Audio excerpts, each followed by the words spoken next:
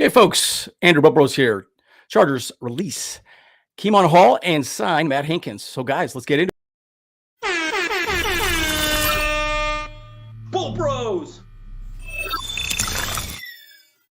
All right, folks, as always, like and subscribe if you do enjoy the content. Interesting situation, kind of a funny discussion here. When we signed Aaron Shamklin, I think it was Tuesday, right? I remember seeing a tweet that we were going to sign this guy named Matt Hankins, and nothing was released anywhere from where I could tell. And then late last night, some news comes out. The Chargers post that Kemon Hall is released because of an injury, is waived because of an injury.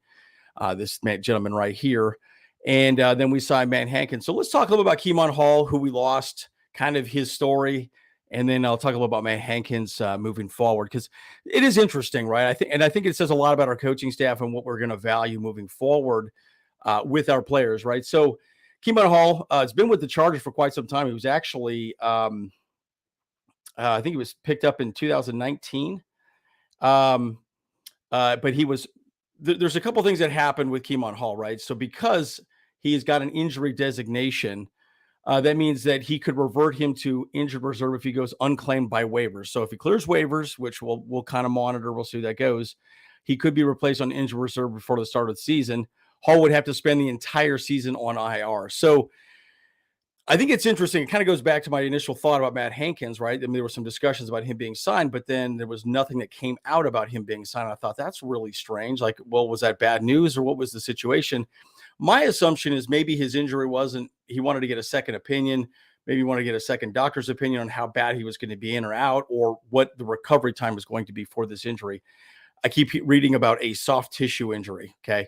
Super vague, super interesting. But again, it's kind of a sad part, for Kemon Hall, because he's been a bit of a journeyman, right? So, but there's a couple of things that this also says about our coaching staff. One, it gives us the ability to work out this new guy, Matt Hankins, and also gives Kemon Hall an opportunity to potentially be picked up by another team, right? And it's sad because I have actually liked Kemon Hall. I think he's actually going to be a decent player, but he's a cornerback.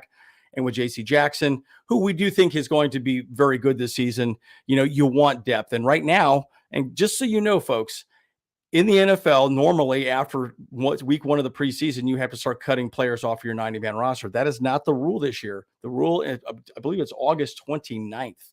So there's still plenty of time for some of these players to come in, work out with the team, and it gives the opportunity for our coaching staff to work with players moving forward, like a Matt Hankins. Also gives the opportunity for, Kemon Hall to find another place to go. But he was undrafted from North Texas, 2019, signed with LA, and played with the team through the preseason. Then he was released by LA, obviously the second time, and spent time with the Vikings, Saints, and Cowboys. Brought back in 2021. Past two seasons, he's appeared in 18 games, combining for 8 tackles, a fumble recovery.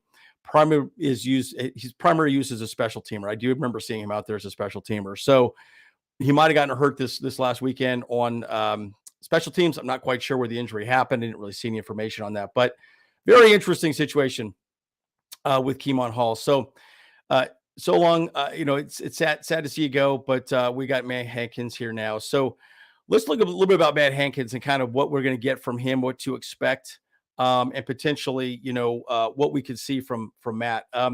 Obviously, he was an Iowa Buckeye, right? You can see that right there.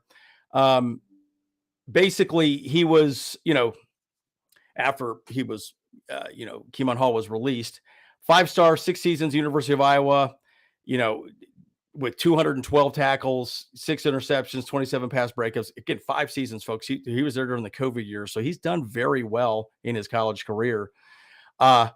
His full career, he went to the Atlanta Falcons, undrafted free agent. And then he went to the USFL and won a championship with Birmingham Stallions. Birmingham has spent, So, and again, the Birmingham team for the USFL has sent 15 players to the NFL this offseason, right? So everyone's path to the NFL is a little bit different, right? And it's unfortunate because Kemon Hall and really Matt Hankins are almost the exact same thing, right? They're pretty much the same size.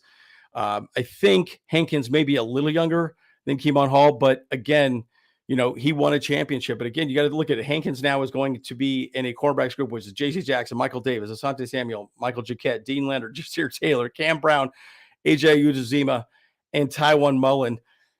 That's a lot he's got to step into, folks, right? That's a lot that he's got to, do well and improve on. And again, look, he was Falcons. This is his opportunity.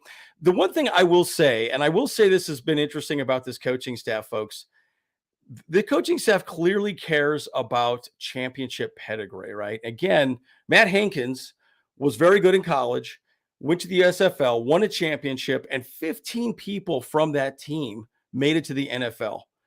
That says a lot, right? And again, I think you have to ask yourself this question, right?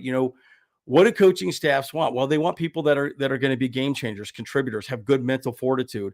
And clearly that's one of the things that the Chargers do, stress with this team, right? Brandon Staley's always talking about mental focus and, having a championship pedigree. So Matt Hankins, we'll see him. Oh, interestingly enough, right? Aaron Samplin and Matt Hankins both are going to be wearing the number 23, as I understand it. So I'll keep you guys posted on that as well, too. So I'm excited to see what they can do. I would assume that both of them are going to be out because this is really not a whole lot of opportunity for them to show what they can do in game times. They got 2 games to prove themselves. Again, at the end of the 3rd game of preseason, I think it's August 29th is when all teams have to be cut down to 53.